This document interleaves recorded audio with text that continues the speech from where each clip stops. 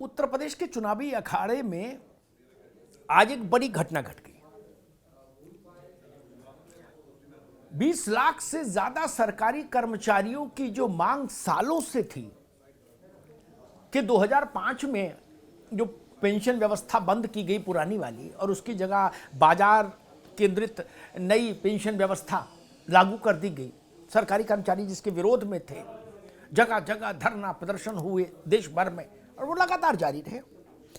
उसकी मांग वो निरस्त हो नई पेंशन योजना और उसकी जगह वही पुरानी वाली पेंशन जिससे कर्मचारी और उसका परिवार पीढ़ियों से यूज टू रहा है, पीढ़ियों से जिससे लाभान्वित रहा है, वो व्यवस्था उसको मिले। इसके लिए कर्मचारी लगातार आंदोलन करते रहे। अभी कुछ दिन पहले ही लखनऊ में प्रदेश भर से सरकारी कर्मचारी इकट्ठे हुए थे, उसमें ये मांग प्रमुख थी। आज समाजवादी पार्टी के अध्यक्ष अखिलेश यादव ने इस नाजुक मसले पर अपना पत्ता खोल दिया। अखिलेश यादव ने कहा कि अगर हमारी सरकार आएगी तो हम पुरानी पेंशन लागू करेंगे। आपको मैं बता दूं कि पश्चिम बंगाल में पुरानी पेंशन लागू है। ममता बनर्जी ने वहां नई पेंशन नहीं चलने दी। दिल्ली ने भी कोशिश की थी कि नई पेंशन योजना की जगह पर पुरानी पेंशन योजना ही जारी रहे। दिल्ली विधानसभा में केजरीवाल ने एक प्रस्ताव पारित करा के भेजा, लेकिन वो प्रस्ताव एलजी के दफ्तर से फिर आगे नहीं बढ़ा।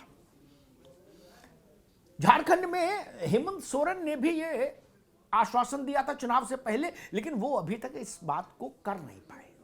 अब अखिलेश यादव ने आज कर्मचारी संगठनों से कहा कि हम आएंगे तो पुरानी पेंशन व्यवस्था लागू करेंगे, ओपीएस। यकीन मानिए ये बहुत बड़ा दांव है। हो सकता है राजनीतिक दलों को अभी इस दांव की तासीर कम समझ आए, लेकिन ये दांव बड़ा है। हर सरकारी कर्मचारी और उसका परिवार इस मुद्दे से जुड़ा हुआ है। अगड़े से, पिछड़े से, हिंदू से, मुसलमान से, मंदिर से, मस्जिद से, हो सकता कुछ ही लोग जुड़े हों, कुछ ना भी जुड़े, लेकिन ये मुद्दा ऐसा है जिससे हर सरकारी कर्मचारी जुड़ा हुआ है। मैं इस मांग को लेकर संवेदनशील रहा और सरकारी कर्मचारियों के तमाम प्रतिनिधि मंडल मुझसे मिलते रहे। मैं अपनी सामर्थ्य पर उनका ये मुद्दा उठाता भी रहा। उत्तर प्रदेश के सरकारी कर्मचारियों के प्रतिनिधि कांग्रेस की यूपी की प्रभारी प्रियंका गांधी से भी मिले थे और उन्होंने कहा था कि आप ऐसा वादा करिए कि अगर कांग्रेस आई सरकार में तो हम ओपीएस लागू करेंगे, बहाल करेंगे। लेकिन शायद कांग्रेस ऐसा मन नहीं बना पाई और योगी आदित्यनाथ की सरकार में ये मुद्दा परवान चढ़ता, इसकी उम्मीद कर्मचारियों को भी नहीं थी, क्योंकि ये पेंशन बंद हुई थी और नई पेंशन चालू हुई थी तब जब अटल जी भारत के प्रधानमंत्री थे। उनकी सरकार के समय एक केंद्रीय कानून के जरिए ये व्यवस्था बनाई गई, एक नया मॉडल दिया गया और राज्यों ने उस नए मॉडल को अंगीकार किया। अब उस वक्त के बाद पहले दिन से मुझे याद है संघर्ष चल रहा है इस चीज को लेकर।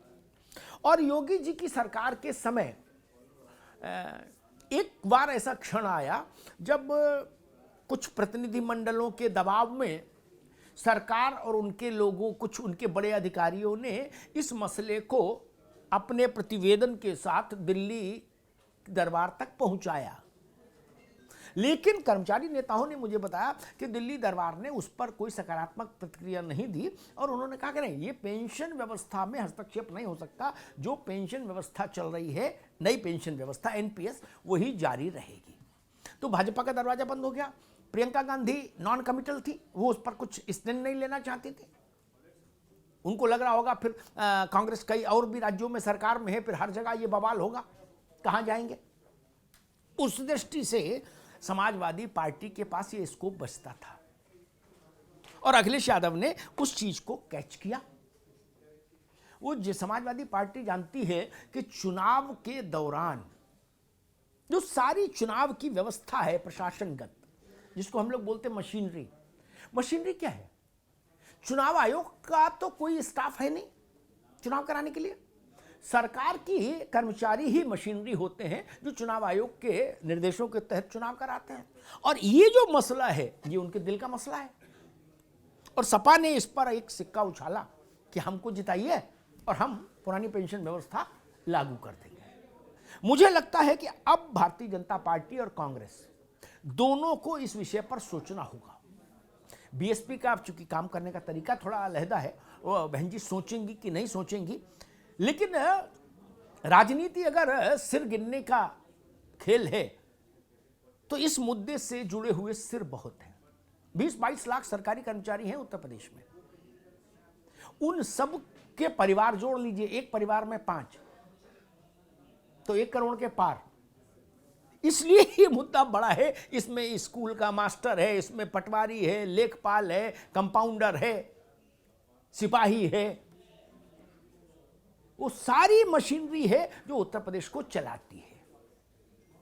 मुझे लगता है ये एक बड़ा मुद्दा है और अब सारे दलों को सपा के बाद इस बड़े सवाल पर अपना मत स्पष्ट करना होगा।